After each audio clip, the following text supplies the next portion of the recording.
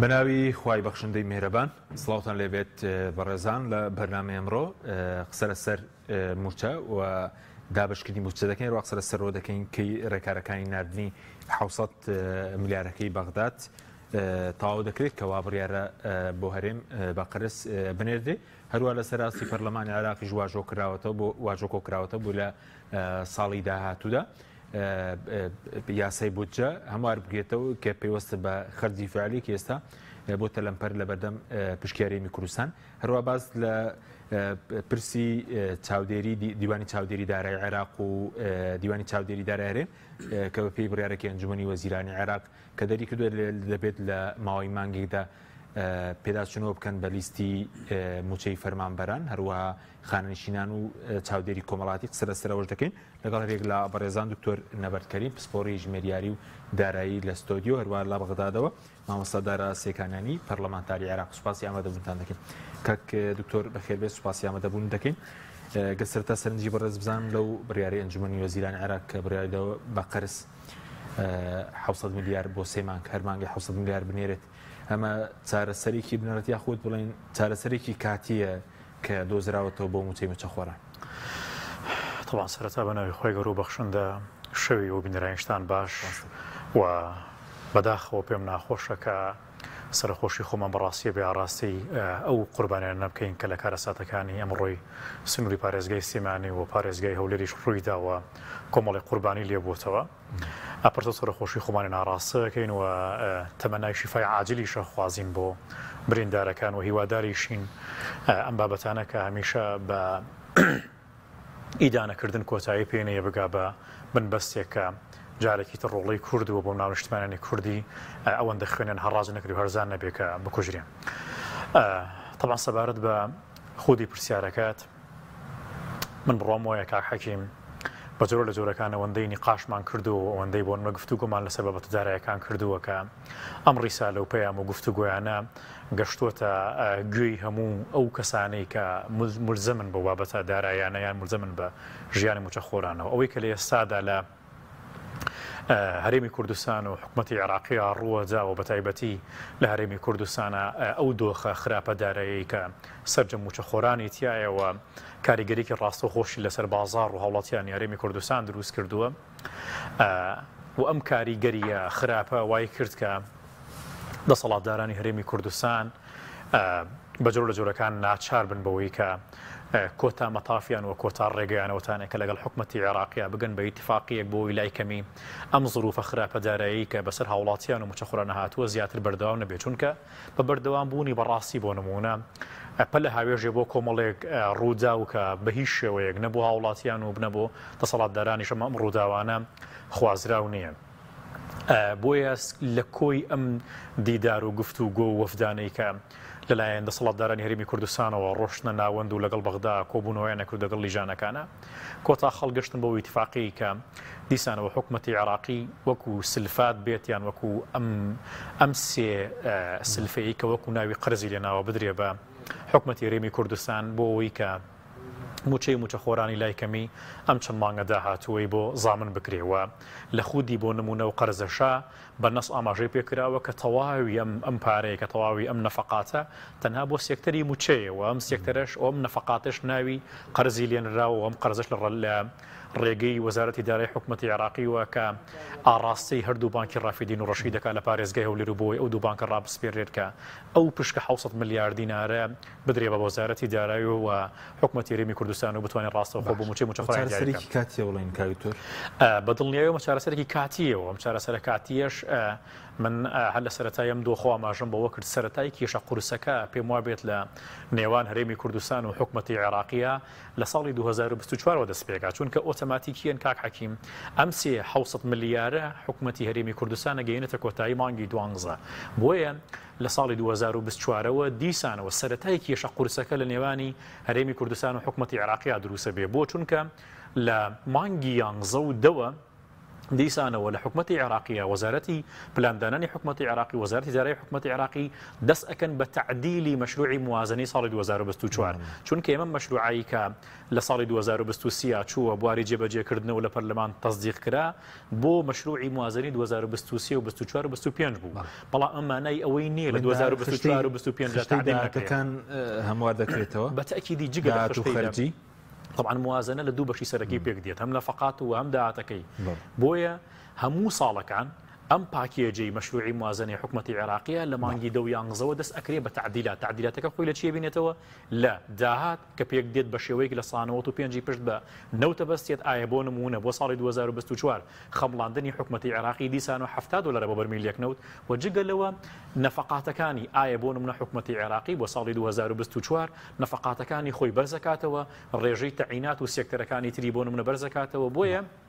لە ساڵی 2024 و بە تایبەتی لە مانگی 11 ئەم ساڵەوە دیسانە وەزارەتی پلاندانان و وەزارەتی مالی حکوومەتی عێراقی دەست ئەکەن بە ڕێکارەکانی تعدیلی مەشروعی موازنە بۆیە شەڕە قورسەکە بۆ هەرێمی کوردستان و بۆ پەرلەمانتارانی کوردستان ئەم موسەکیناتە نەیە کە بۆ مانگێک و دوو مانگە درێت شەڕە قورسەکە ئەوەیە کە بۆ تعدیلی موازنە لە ساڵی 2024 کارێک بکەن کە لای کەمی زغامنی موچی موچەخۆرانی هەرێمی کوردستان خزمەت بەس پێدوای لەسەر نەوت و لەسەر داهاتی ناوخۆ ناگەنە ڕێکەوتن من بڕوام وایە دەسەڵاتدارانی هەرێمی کوردستان هەرمە بەسییان نییە لەسەر نەوت بە تایبەتی بگەن بە ڕێکەوتن لەگەڵ حکوومەتی عێراقیە دێمە خزمەتت مامۆستادارە سوپاسی ئامادەبوونی بەڕێزی دەکەین سەبارەت بە و 700 ملیارەی کە بڕیار درا بۆ سێ مانگانە بنێردرێت بەکوێ گەیشتووە ئایا باز لەوە دەکرێت کە ئەمڕۆ دروستە کە ئەمینداری گشتی ئەنجومەنی وەزیرانی عێراق وەزارەتی دارایی عێراقی ڕاستپار دەبێت بەوەی کە 700 ملیارەکە بنێرێت بۆ هەرێم خی بەخشندەی مێرەبان سپاس سەر و بینێرە بەڕێزەکان زۆر بە خێراتین بەڕێزتۆ نەبەر دەکەم دوای ئەوەی کە لە کۆبوونەوەی دوێنەی ئەنجومەنی وەزیران بڕیار درا کە بۆ ماوەی 3 مانگ بە 3 گوژم هەر مانگەی یان هەر گوژمەی 700 میلیارد دینار بۆ هەرێمی کوردستان بنێرن ئەتوانین بڵێن ڕێکارەکان دەستی پێکردووە و لە ڕۆژانی داهاتووە دیارە بۆ مانگەکانی 9 ئەوان لە 3 مانگای نێرن ئەمە ڕاستە داواکاریەکەی حکوومەتی هەرێمی کوردستان یا وەفدی هەرێمی کوردستان بۆ 6 مانگ بوو و لەگەڵ ئەوەی کە بۆ هەر مانگێکی 600 میلیارد بنێرێ بەڵام ئەتوانین بڵێن ئەگەر چی داواکە وەکو خۆی جێبەجێ نەکرا بەڵام لای کەمی جۆرێک لە پێک تێگەیشتنێک یان جۆرێک لە هاوکاریەک بۆ هەرێمی کوردستان کە ئەمیش بە شێوەی قەرزە هەمومان ئەزانین دوجارە بێ پاکتاوی ئەم قەرزانەش بکرێتەوە جارێکی تر لەگەڵ حکوومەتی عێراقی فیدراڵە ئەمە هەمومان ئەزانین لە هەرێمی کوردستانە بارودۆخێکی زۆر نەخوازراوەیە و موچە خۆران و فەرمانبەران و خانەنشینان لە بارودۆخێکی زۆر خراپان بەداخەوە حکوومەتی هەرێمی کوردستان بەهۆی سیاسەتی هەڵەیەک لە دوای یەک بەهۆی نەبوونی پلانێک و نەخشەیەکی گونجاو لە ئیدارەکردنی وڵاتە بە تایبەتی لە سێکتەری موچەخۆران و فەرمانبەرانە کە نەیتوانی ئەو چاکسازیەی کە بانگەشەی بۆ کرد بیگەێنێتە مەبەستێک و ئامانجی خۆی نەپێکا و ڕۆژ بە ڕۆژ ئەتوانین بڵێن باری دارایی حکوومەتی هەرێمی کوردستان قورس بووە لە لایەکی تریشەوە ئەتوانین بڵێن فشارێکی زۆری لەسەر سەرجەم هاوڵاتیان کرد لە هەموو سێکتەرەکانە باج و خەراج و ڕسومات و غەرامات نرخی ئاو کارەبای زۆر گران کرد کە ئەمە پێم وایە لە دوو ڕەهەندەوە زیانی بە هاوڵاتیانی هەرێمی کوردستان گەیاند یەکەمیان ئەوە بوو کە فشارێکی زۆر لەسەر هاوڵاتیان دروست بوو کە کرێی هەموو شتەکانی لەسەر گران بوو و بەشی دووەمیشی ئەوەیە کە داهاتی ناوخۆی هەرێمی کوردستانی بەرز کردوانێ و ئەم داهاتش ئەبێ لەگەڵ حکوومەتی مرکزی عێراقی فیدراڵە پاکتاو بکە و ڕادەستی بکرێتەوانە. باشە بەس مامۆستا وەکو وادەی گەشتنەکەی تا کۆتاییە مەفتێ ئەو 700 میلیارە دەگاتە هەولێر؟ وادەی گەشتنەکە دیارە هەردوای ئەوەی کە ئەنجومەنی وەزیران بڕیاری دا و بانکی ناوەندیش هەردوو بانکی ڕافیدین و ڕەشیدی ڕاستپارکە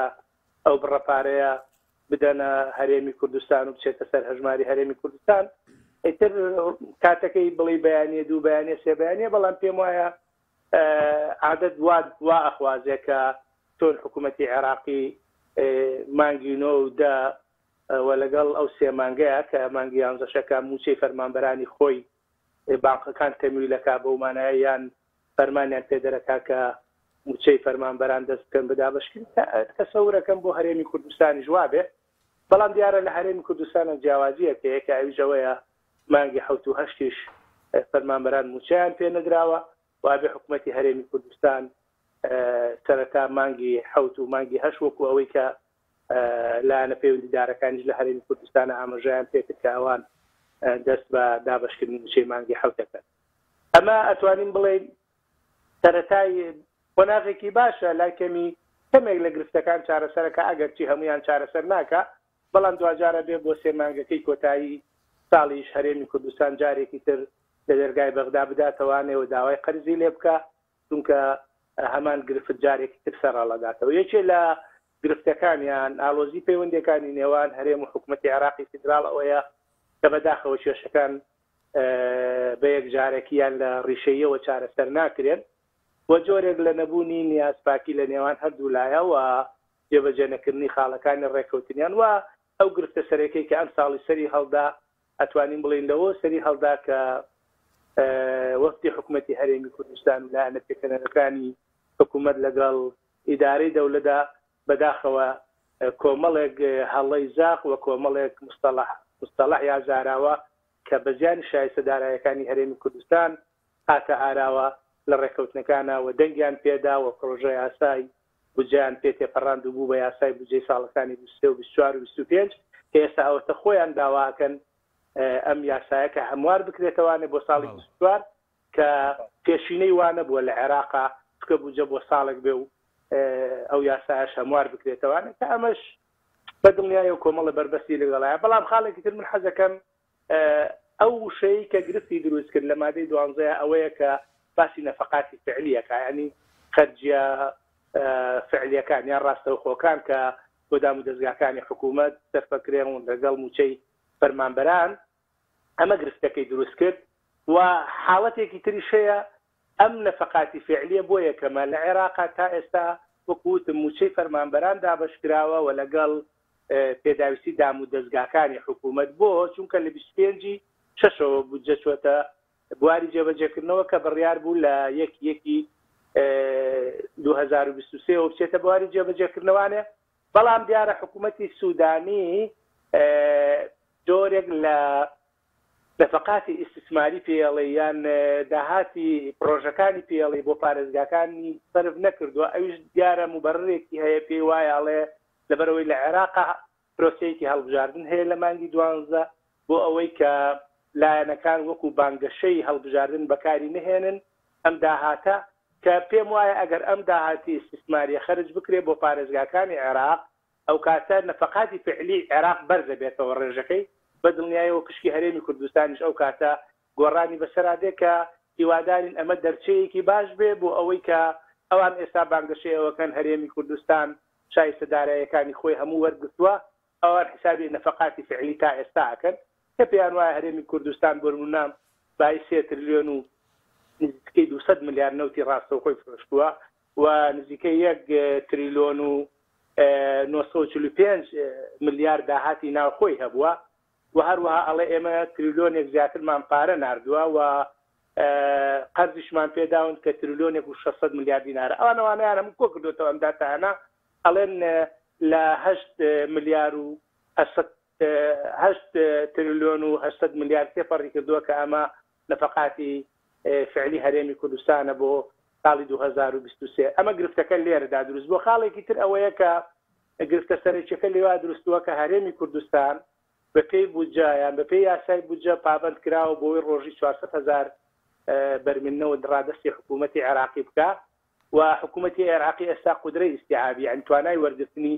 خۆی ئەڵێ ڕۆژانە 85,000 بەرمیل وەرەگرین ئەگەر ئێمە بێت و نۆژەنکەرەوەش لە خەزانەکانە بکەین هەن کۆگاکانی هەڵگرتنی نەوت و سوتەمەنیا بکەین ئەتوانین ڕۆژی 125,000 بەرمیل وەربگرین کە ئەوەش جیاوازیەکی زۆرە لە ڕووی ژماری بەرمیلەکانەوە کە گەشت بە دروستە خاڵێکی تر ئەوەیە کە حکوومەتی عێراقی ئەڵێ من تێچووی بەرمیلێک نەوت لە ناوەڕاست و باشووری عێراق نزیکەی 8600 دینارە ئەگەر هەڵە نەبم. هەرێمی کوردستان باز لە 28 دلار و 29 دلارەکە تامەش گرفتێک دوایی لە داهات و لە ڕقەمی هەرێمی کوردستانە دروست. بەڵێ سپاس دەکەین دێمەوە خزمەت کاکتۆر. ئەی چارەسەرە بنەڕەتێکە چییە ئەگەر ئەمەش بڵێن چارەسەرێکی کاتی بێ کە بە قەرزی شاتووە هەندێک ئەوانەی کە ئەندامی پێشووی ژنی دارایی مڵە قەرزەکە بڵێن سوشی دەچێتە سەر ئەوە شەر دەبێ هەرێم بڕپارێکی دیکە لە بەرامبەرەوە بداتەوە. چارەسەرە بنەڕەتێکە چییە؟ طبعا چارەسەرە بنەڕەتێکە عادەتەن بۆ چارەسەری مەشاکیل دوو جۆری چارەسەرمانەیە، چارەسەرێکی درێژ مەودامانێ و چارەسەرێکی کورت مەودامانێ. لە ئێستادا کە ئەمەی کە کراوە بۆ هەرێمی کوردستان چارەسەرێکی کورت مەودایە بۆ ئەوەی کە دیسانەوە دەسەڵاتدارانی هەرێمی کوردستان کاتێکیان لە بەردەسا بێ بۆ ئەوەی بگەن بە چارەسەرێکی بنبەست بۆ ئەوەی کە ئەم چارەسەرە بۆ ماوە درێژ بێ بۆ ئەوەی هەمیشە بابەتی موچەی موچەخۆران نەبێ بە کێشەیەک و سڕاعێک لە نێوانی ئەحزابەکانەوە بۆ نمونە هەرێمی کوردستان و حکومەتی عێراقی. ئەوەی کە گرنگ بێت ئێمە هەمیشە من چەندی جار لەگەڵ جەنابتە باسم لەوە کردووە کە کلیلی چارەسەرکردنی دارایی حکومەتی هەرێمی کوردستان لە بەغداد و بەپێویستەکە لەگەڵ حکومەتی عێراقیان ڕێک بکەوێت. ڕەنگە زۆر کات تۆمەتبار کرا بێتین بەوەی کە ئێمە هەمیشە باس لەوە دەکەین کە بێ عێراق بۆ نمونە سەرچاوەی قەراری هەرێمی کوردستان بێ. لە کۆتاییە بۆ نمونە لە دوو مەتافا زۆر دوور ناڕۆین لە پرۆژە یاسای بودجەی 2023 و 24 و 25 بینیمان کە چۆنەوانەی کە دژایەتیەوە بوون کە عێراق بکرێ بەسەر چاوی چارەسەرکردنی مەشاکیلەکان چۆن بە هەڵە داوان و ڕۆیان لە عێراق کرد و کردیان بە ئینجاز. ئەم بابەتەی هەفتەی ڕابردووش دیسانەوە کە خودی سەرۆکی حکومەتی ماوە بەسەر چوو چۆن یەک لیستێک لە سوپاس پێزانینی دەربڕی بەرامبەر بەچی بەرامبەر پۆرگشتنی قەرز خۆ بڕوات دەستکەوت نییە ئەزانی هیچ دەستکەوت نییە. ئەسڵ من ئەگەر مەسرور بەرزانی بوومایە داوای قەرزم لە کۆمپانیەکانی خۆی و نەچیروان بەرزانیا مۆزایە کرد بوو باشتر بوو زۆر لەوە باشتر بوو ئەوەندە خۆ بچەمێنیتەوە ئەوەندە سوپاس گوزاری بکەیت. هە زۆر نۆرماڵ بوو مەسرور بەرزانی قەرز لەو کۆمپانیایە نەسێ بەرە نەبکە کە لە خودی هەولێرە ڕۆژێ دەسەڵاتی خۆیانە هەیە و کۆمپانیەکانی پارتیویکێتی 2 تریلیۆن و 100 میلیار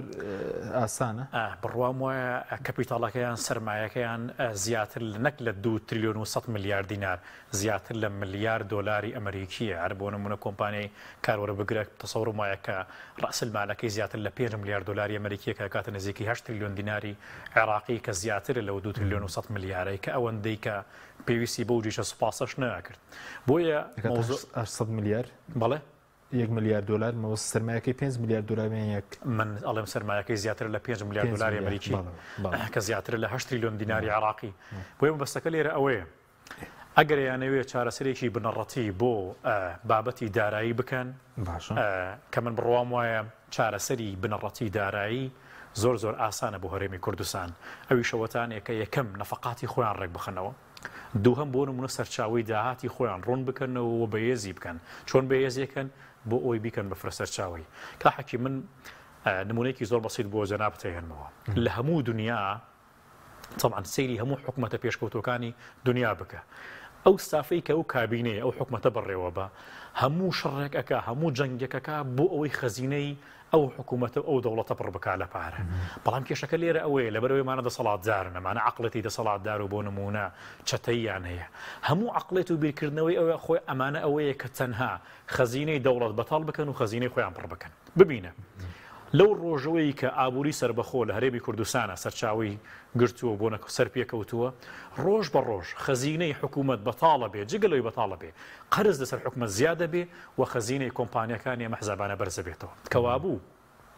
ئەمانە ئەم ستافانە بە هیچ شێوەیەک ناکرێ ئومێدی ئەویان لەسەر هەڵبچێنرێت کە داهاتی حکوومەت و دەوڵەت بۆ بەهێز بکەنەوە بۆ نمونەوا بکەن کە خەزینی وڵات بەهێز بێ. ببینە کا حەکیم لە ماوەی 5 ساڵی ئەم کابینە نزیکەی 5 ساڵم کابینەیە ئەم کابینە سەرمەشقیەوە بوو کە ئاڵە هەڵگری چاکسازی بوو. یعنی چ منطقیتیایە خەزینەی وەزارەتی دارایی 100 دیناریە دەگیتیانە بێ 100 دینار باسی 100 میلیۆن و 1 میلیار ناکەین. منطقیتیایە تۆ لە ماوەی 5 ساڵە نەوتە فرۆشی داهاتی ناوخۆتەیە چ منطقیتیایە بۆ نمونە تۆ دینارێکت یەدەگ نەبێ هە دینارێکت یەدەگ بێ بڵێ کاکە یەدەگی من ئەوەندەیە. خێرە بۆ نمونە حکومەتی عێراقی لە ماوەی ئەو 5 ساڵی کەم باسیەکان لە 35 میلیارد دلاری ئەمریکیەوە کە هێڵی سوور بوو یەدەگی بوو ئێستا زیاتر لە 111 میلیارد دلاری ئەمریکی.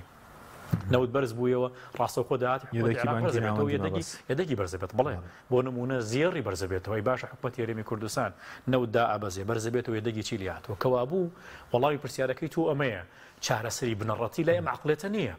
چارەسەری بنەڕەتی لای ئەو ستافەیە کە ستافێکی باشتر و بەیەسەر بێ بۆی کە بێ بۆ نەداهاتێکی باشتر بۆ 3 مانگ وەریان گرتووە ماوەکو دەڵێت دەبێت جارێکی تر لە دەرگای وەخدا بدەنەوە یاخود دەرگای کۆمپانیەکانی خۆیان ئاسانتر نییە قەرزەکان دەست بکەوێت بۆ مانگانەی کە ماون ئەو 3 مانگە گەر ئەمە دانراوی بۆ 3 مانگیش من تەسەورم وایە دیسانەوە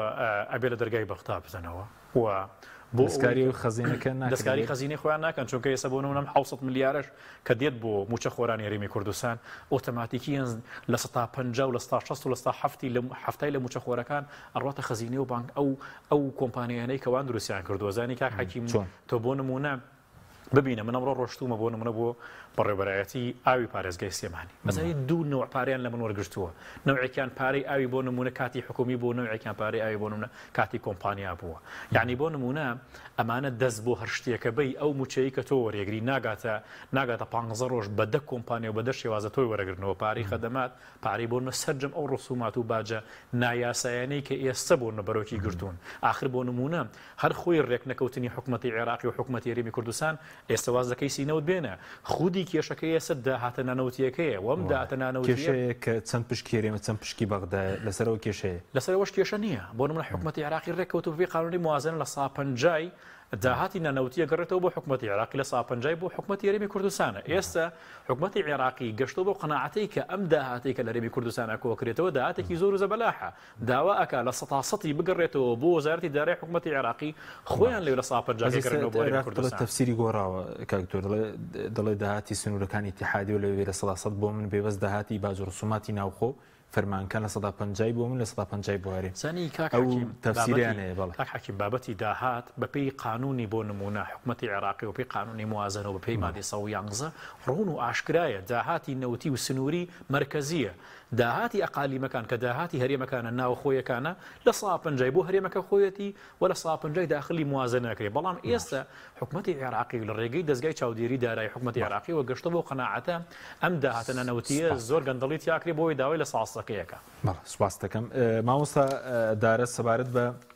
دابەشکردنی موچە ئەوەی کە بەڕێز پێشبین دەکەی بۆ کۆتاییە مەفتەیە بڵێن پاگەر پارەکە بێ سەرەتای هەفتەی داهاتوو پێشبین دەکرێت لە هەرێم موچە دابەش بکە یاخود ئەو پێشتر زۆر بڵێن چەند ڕۆژێکی پێرەچوو یاخۆ بڵێن نزیکەی نیو مانگ 15 ڕۆژی پێرەچوو تاوەکو موچەکە دابەژەکرا ئێستا پارەکە بگات دەبێت لە زووترین کات دابەش بکرێت یەکێک لە خاڵە هەرێمیەکانی ئەم ناردنی گوژمە پارانە بۆ هەرێمی کوردستان ئەوەیە کە باز لە موچەی فەرمانبەرانی هەرێمی کوردستان کراوە یعنی ئەبێ حکوومەتی هەرێمی کوردستان بۆ موچەی فەرمانبەران خەرجی بکات بەڵام ئەبێ شتێکمان لە یاد بێ کە بەهۆی سیاسەتی هەڵەی حکوومەتی هەرێمی کوردستانەوە ئەوەی کە بیری لێ نەکراوەتەوە بەداخەوە هاوڵاتیان و فەرمانبەران و موچەخۆرانی هەرێمی کوردستانن ئێمە وەکو مەتەڵی لێ هاتووە بەداخەوە لە هەرێمی کوردستانە ئێمە 3 مانگە خۆداهاتی ناوخۆیمانەیە 3 مانگە هاوپەیمانان مانگانە بڕێک هاوکاری موچەی پێشمەرگە ئەکەن و 3 مانگیشە هەمومان ئەزانین کە ڕۆژانە نەوت بە قاچاق لەم هەرێمەوە دەفرۆشرێ ئایا بۆ ئەم حکوومەتە هێندە بێباک بوو ئامادە نەبوو موچەی مانگێک بدا بە موچەخۆران و فەرمانبەرانی هەرێمی کوردستان یعنی لە هەموو دنیادا حیزب و حکوومەت دەسەڵاتدار ئەبێ وەسیلە بن بۆ خزمەتکردنی هاوڵاتیان بەڵام بەداخەوە لێرە هاوڵاتیان و خاک و نیشتیمان و وڵات و هەموو ئەجێنداکان بوون بە هۆکار بۆ خزمەتکردنی دەسەڵات یعنی وەکو ئەوەی دکتۆر باسی کرد یعنی لە شوێی دنیادا هەیە بە تعبیرێکی تر حیزب لە حکوومەت دەوڵەمەندتر بێت یعنی ئەبوو ئێستا ئەمان ئەم دەسەڵاتدارانەی هەرێمی کوردستان داوای لێبوردنیان لە هەموو هاوڵاتیانی هەرێم بەگشتی و لە موچەخۆران و خاننشین بە تایبەتی بەکرددارە بەڕاستی قەیرانێکی قوڵیان بۆ هەموو خانەوادەیەکی کوردی دروست کردووە ئەبوو کۆمپانیاکانی خۆیان و ئەبوو دیان وتایە ئێمە ئەو ماڵی کە ئەم هەمومان ئەزانین ئەمانە چۆن هاتنەوانێ لە ساڵی 90 لە سنوورەکانەوە کە داخلی هەرێمی کوردستان بوون هەموو خەڵکەزانێت چی هەبوو چیان هەبوو لەسەر و سامان بەڵام ئێستاش خەڵک ئەزانێت چیان هەیە نەئەکرا ئەم سەرەت و داهاتی کە کۆمپانیەکانیان هەیەیانە و کۆیان کردوێتەوەوانە و دەستیان خستوەتە بینەقاقای هاوڵاتیانی هەرێمی کوردستان بە پێناوی بەرژەوەندی حیزبی و کۆمپانیەکانی خۆیانە لە ڕۆژێکی ئاوادا کە هەرێم کەوتوەتە قەیرانێکی داراییەوانە مەردایەتیان بنواردایە و هەڵوێستێکی شیاویان بنواندایە و خزمەتی هاوڵاتیانی خۆیانیان بکردایە. بەداخەوە ئەتوانین ئێستا بڵێم ئەمان دروشمێکیان بەرز کردوێتەوە، دروشمەکەش بە کردداری جێبەجێەکەن، ئەوش ئەوەیە هەموو شتێک لە پێناویمانەوەی خۆیان ناکە. ئەمە گرفتە سەرچێکەیە کە ئەزمموی حکومڕانی لە هەرێمی کوردستانە تووشی شکستێکی گەورە کردووە و خەڵکی ناومێت کردووە و خەڵکی وا لێ کردووە کە ئەم حکوومەت و دەستکەوتە زۆر جار خەڵک وای لێ هاتووە کە پەشیمانە لەوەی کە قوربانیەکی دابێ بۆ ئەم دەستکەوتانە. باشە، سەبارەت بە موچە پێشبین دەکرێت هەفتەی داهاتوو لە ماوەی هەفتەیەکدا دەکرێت موچەکە دابش بکرێ خاوە خاوی لێ نەکرێت یاخود بڵێن ئەو سیستێک کە پێشتر هەبوو بە 14 ڕۆژ 15 ڕۆژ دابش دەکرا؟ بەدڵنیاییەوە ئەوە سیاسەتێکە چەندین ساڵە لە هەرێمی کوردستانە تەبەنی کراوە، بەردەوام بە جۆرێک خشتەی دابشکردنی موچەدا ڕێژن کە ئەوانیش سوود لە کاتەکە ببین و جۆرە لە یاریکردن بە کاتی تێدایە. ئەگەر بە فعلی دڵسۆز بوونایە و نیازێکی پاکیان هەبوایە، من پێم وایە ئێستا لە هەرێمی کوردستانە ئەمە قسەی ئێمە نییە، بەڕاستی قسەی هەندێک لە بەرپرسەکانی خۆشیانە داهاتی پێویستەیە بۆەوەی دەست بە دابشکردنی موچە بکەن. سێ مانگە وەکو وتمان ئەو داهاتانە پارەکۆ ئەگرێتەوە ڕۆژانە، بەڵام گرفتەکە لێرەدایە کە حکوومەتی هەرێمی کوردستان تەنانەت لە ناوچانی پێکەنەری دەسەڵاتیش چەندین جار ئەم گلەیانە کردووە کە داهاتی خاڵە سنووریەکان وەکو پێویست ناگەڕێتەوە بۆ خەزانەی حکوومەت. و یەکێکی تریش لەو خاڵانەی کە خاڵی ململانەیە یان خاڵی نزاعی نێوان حکوومەتی هەرێمی کوردستان و حکوومەتی عێراقی فیدراڵە، ئەمان ئەڵێن بۆ نمونە ئێمە 6 خاڵی سنووریمان هەیە، بەڵام 12 خاڵی فەرمی 6 خاڵی سنووری فەرمیمان هەیە لە هەرێمی کوردستانە و 12 خاڵی نافەرمیمان هەیە. یعنی بەداخەوە جۆرە لە بێمتمانەی و نەبوونی شەفافیات و نەبوونی ئیدارەیەکی سەرکەوتوو لەم وڵاتەدا وەکوتمان ئەم هەموو داهاتە هەیە، بەڵام بەداخەوە ناتوانن شایستەدارەیەکان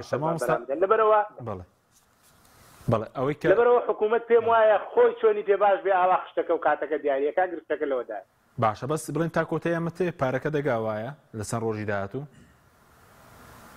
پێم وایە جۆرێک لە چۆنەڵێ بەراوردی دارایی دیارە بانقەکانی عێراقیش ینی وەزارەتی داراییش کە دوێنێ بڕیارەکە درا و کۆمەڵە ڕێکاری ئیداری خۆی هەیە لە هەموو دنیادا هەروایە دەسەوە کرێ لە ڕۆژانی داهاتوە، بەڵام ئەوێ ئەوە بزانین کە ئەمان باز لە مانگی 9 و 10 و 11 ئەکەن بۆ 3 مانگ، یعنی ئەوە نییە ئەمان باس لەوە بکەن بڵن بۆ مانگی حوتە، ئەوە هەرێمی کوردستانە ئەبێ بێ سیستەمی دابشکردنی موچەی فەرمانبەرانی خۆی ڕێکخاتەوانێ و لە مانگی 7 و 8ەوە دەستی پێ بکات. بەڵام پێم وایە ئەگەر حکوومەتی هەرێم ئێستا ئەتوانێت کارێک بکات بۆ جۆرێک لە نیەت پاکی و جۆرێک لە دڵسۆزی خۆی دەربڕێ، یعنی ئەکرێ لە یەکەم جارە هەردوو موچەی مانگی 7 و 8 فەرمانبەران دابش بکات بۆ ئەوەی جۆرێک ئەو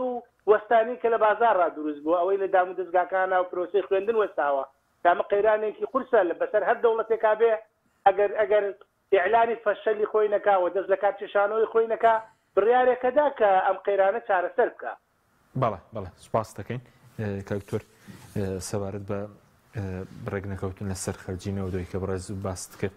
لەسەر داهاتی ناوخۆش، بۆچی ئێستا چارەسەر ناکرێت دەست پێ درێت تا کۆتایی ساڵ چارەسەرێکی بنەڕەتی بۆ نادرۆزێتەوە؟ یان ئێستا هەوڵ هەیە بۆ نمونە هەر ئەم دۆخە بەم شێوە بمێنێتەوە،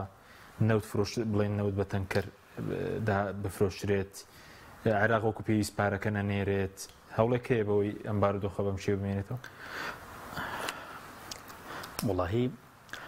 کاک حەکیم من بەر لە وڵامی پرسیارەکەت بەمەوە پێم خۆشە وەڵامێکی تەواوی و دۆست و برادران و ئەو خۆشەویستانش بەمەوە کە ڕەنگە زۆر کات ئەو ڕیسالەیە یان ئەو پەیامە ڕوبڕێمە بێتەوە کە قسەکردن یان ئەم بەرنامەکردانە ڕەنگە شوێنی خۆی نەگرێ یان سوودێکی ئەو تۆی نەبێ. فایق شێخ عەلی سیاسەتمەدارێکی تا ڕادەیەکی باشی ئەم سەردەمەی حکوومەتی عێراقیە قسەیەکی زۆر جوانی هەیە ئاڵێت گرنگەوەیە من بەرامبەر بەم حکوومەتە گەندەڵە حرفێکی باشیشم نەوتەوە طبعاً باس حکوومەتی عێراقیەکە واڵێت ڕۆژێک لە ڕۆژان هەتا وەکۆم عەقڵێتە بەردەوام بێ ئەوەی کە جێگەی شانازی من بێ کە دژیم حکوومەتە دژیم گەندەڵکارانە قسەم کردووە من بڕوام وایە بۆ ئەوەی کە ئەم مەشاکلانە حل بکرێ پێویستە هەموو هاوڵاتێک لای خۆیەوە دەنگی هەبێت هەر بۆ خۆم من ئەزمموی خۆم کاتێک 2-3 مانگێک لە دیدار و سۆشیال میدیاکان دوورەکەومە دوای دینەوە سەر شاشەکانە بینین کە پۆسەیەکە یان سۆریەک جانێ کۆمەڵی خەڵکانێک دەستخۆشیەکەن بە تەنیشتی ئەوەوە جێگەی ئەسەف و ناخۆشحاڵیە من بۆ نمونە لەم چەند ڕۆژە کە مامۆسایان یان موچە خۆران بە تەواوەتی نزیکەی 3 مانگە موچیان وەرنەگرتووە کۆمەڵی خەڵکانێکە بینم بەڕاستی خەڵکێکی بۆن لە ئاسێکی دیاریکراوە باس ناکەم خەڵکانێکە بینم کە یەک کۆمەڵ شەهادەیان ڕست کردووە و بۆ نمونە بە ناوی جیاواز و گەورەوە کە خەریکی بۆ نمونە لە ئێستادا خەریکی ڕیکلامکردنی ئەحزابەکانن یعنی ئینسان تووشی شۆکە بێ کە ئەبینێت خەڵکێک لە ئاسێکی بەرزی بڕوانامایە 3 مانگە موچەی وەرنەگردووە ئامادەی ڕیکلام بکە ئەمە یەک دەلالەتی هەیە ئەزانی کاک حەکیم ڤایرۆسە سەرەکیەکەی ئەم دەسەڵاتدارانە زانی چی بوو لەو ڕۆژەوە دەستی پێکرد کە تەواوی ئەو خەڵکانی کە لە ئاسێکی باشی بڕوانامان تەواوی ئەو خەڵکانی کە لە ئاسێکی باشی سپیکەر و قسەکەر و ڕۆژنامە نووسن زانی کاک حەکیم ساڵانێک بەر لە ئێستا خەڵکانێکە بۆ ڕۆژنامە نووس بوو مامۆستای زانکۆ بوو قسەیەکی بکردایە شەقامی ئەجوڵان بەڵام ئێستا هەموو ئەمانە بوون بە موشەخۆرێک بوون بە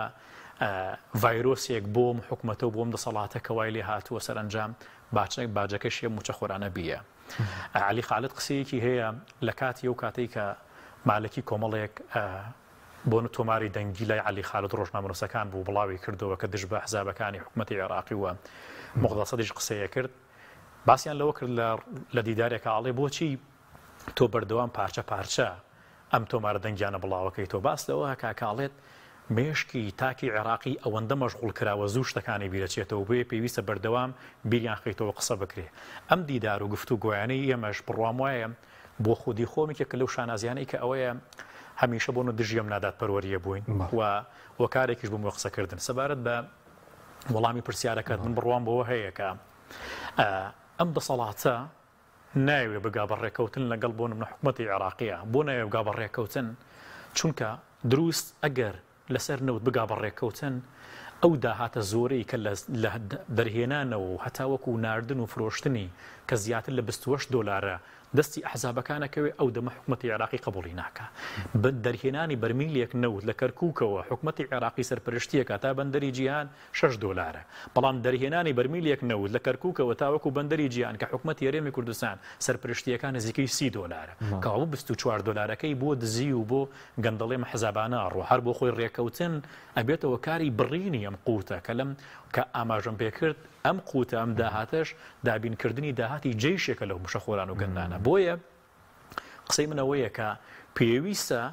هاوڵاتیانی هەرێمی کوردستان بە جۆرێک ئاڕاستەی تێگەیشتنیان ڕوون بکەنەوە سپاس بخۆی ئەمە خاوەنی بۆ ئاستێکی تێگەیشتنی باشن ناوڵاتیان هەرەوەی کە بۆ نمونە پشت کراوە لەم دوو حزبە دەسەڵاتدار و نزیکەی لە 75 بۆ لە سەدای 80 هاوڵاتیان بایکۆتی ئەم دوو حزبیان کردووە ئینجازێکی زۆر باشە گرنگە تێبگەن لەوەی کە ئەم دەسەڵاتە لە ئێستادا ئەگەر 3 مانگ موچەی هێناوە 4 مانگ موچەی هێناوە وەکو موسەکینێکە کە دڵنیابن بۆ نمونە ئەم دەسەڵاتە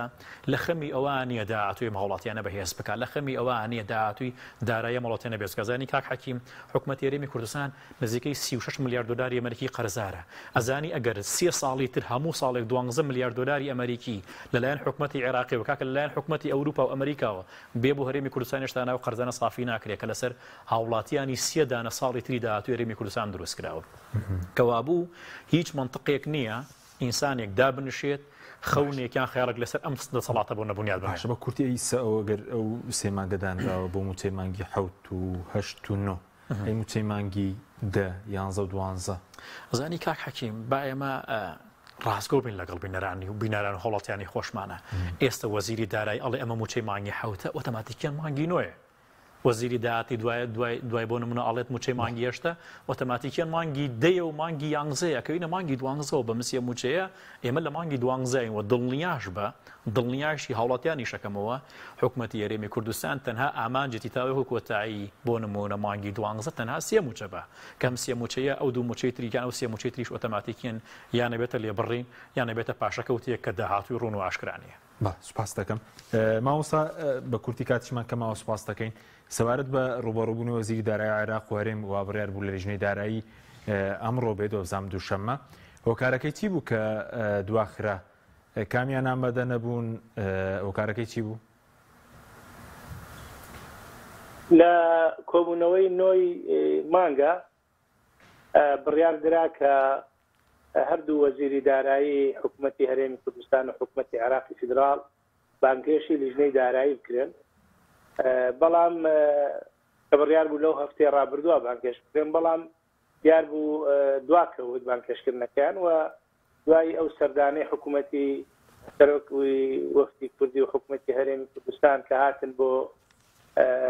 سەردانی حکوومەتی مەرکەزیان کرد ئەوەش ئەتوانین بڵێن هۆکارێک بێ بەڵام تەسەورەکەم لە داهاتووە بێن چونکە ئەوە یەکێکە لە کارنامەی ئەوە یەکێکە لە بڕیارەکانی دانیشتنی پەرلەمانی عێراق و ئەبێ لەگەڵ لیژنەی داراییە بانکێش بکرێن و داتا و زانیاریەکانی خۆیان دەن بە لیژنەی دارایی لە ئەنجومەی نوێنەرانی عێراق و ئەوانیش بۆ پەرلەمانتاران لە دانیشتنی پەرلەمان هەرزی زانیاریەکانیان بکەن ئەوە یەکێکە لە ڕاستبەردەکانی سەرۆکی پەرلەمان. بەڵێ بەڵێ پێشبینی دەکرێت بۆ داهاتوو بکرێ و کۆبوونەوەی